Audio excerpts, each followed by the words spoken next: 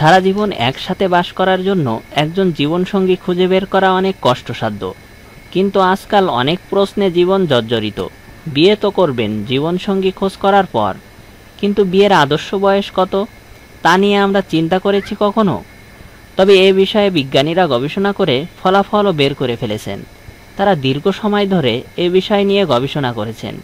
বিয়ের আদর্শ বয়স বের করার পাশাপাশি তারা বিয়ে ভেঙে যাওয়ার সম্পর্কেও ধারণা দিয়েছেন।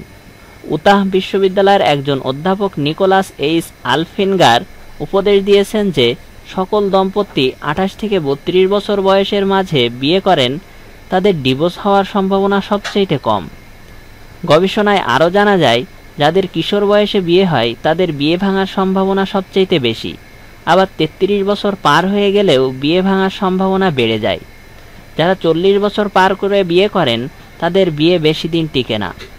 নিকোলাস জানান, 32 বছর পার হয়ে যাওয়ার পর প্রতি বছর বৃদ্ধি পাওয়ার সাথে সাথে বিয়ে ভাঙার প্রবণতা আরও 5% বৃদ্ধি পায়। যারা এরপর আরও দেরি করে বিয়ে করার চেষ্টা করে তাদের বিয়ে দীর্ঘজীবী করার মানসিকতা নেই। ইনস্টিটিউট অব ফ্যামিলি স্টাডিজে এই গবেষণার ফলাফল প্রকাশিত হয়েছে। সেখানে গবেষকরা জানান, 30 বছর পার হওয়ার পর মানুষের মাঝে সম্পূর্ণ পরিপক্কতা চলে আসে।